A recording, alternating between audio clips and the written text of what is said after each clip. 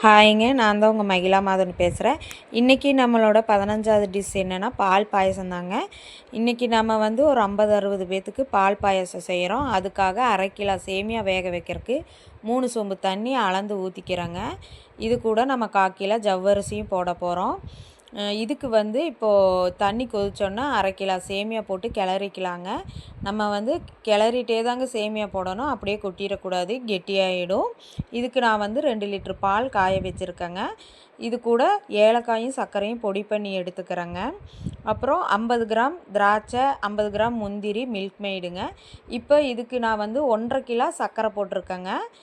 சர்க்கரை போட்டு இப்போ அந்த ஏலக்காயும் எல்லாம் போட்டாச்சுங்க. சேமியா நல்லா வெந்துருச்சு பாருங்கள்.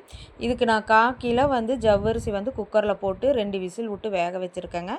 இதையும் நம்ம இப்போ அந்த சேமியாலேயே கொட்டிடலாங்க. 2 சேர்ந்து நல்லா பாருங்கள் கொட்டியாச்சு. நம்ம நல்லா 2 வெந்து வந்திருக்கு. இப்போ வந்து நான் நெய் ஒரு 50 கிராம் ஊற்றிக்கிறேங்க. இன்றைக்கி வந்து எங்கள் மாமனாருக்கு தவசங்க.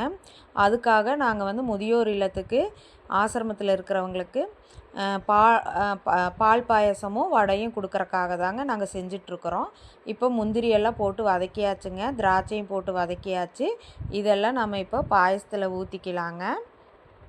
பாருங்கள், இப்போ இதெல்லாம் நம்ம பாயசத்தில் ஊற்றியாச்சுங்க. நல்லா கிளறி விட்டுக்கலாம் எல்லாத்தையும் ஊற்றி. இப்போ நான் காய வச்ச 2 லிட்ரு பாலும் இதில் ஊற்றிடுறேங்க. எல்லா பாலும் இதில் ஊற்றி நல்லா கிளறிடலாங்க. பாருங்கள், பாயசம் நல்லா வந்திருக்கு. இப்போ இது கூட நான் கொஞ்சம் மில்க் மெய்டு சேர்த்துக்கிறேங்க டேஸ்ட்டுக்காக. உங்கள்கிட்ட இருந்தால் சேர்த்திக்கங்க, இல்லைன்னா ஸ்கிப் பண்ணிக்கங்க. இது நல்லா டேஸ்ட்டாக இருக்குங்க. இன்றைக்கி எங்கள் மாமனாருக்கு தவசங்கிறனால நாங்கள் இது பண்ணியிருக்கிறோம். பாருங்கள், எல்லாம் ரெடி ஆகிடுச்சு பால் பாயாசம்.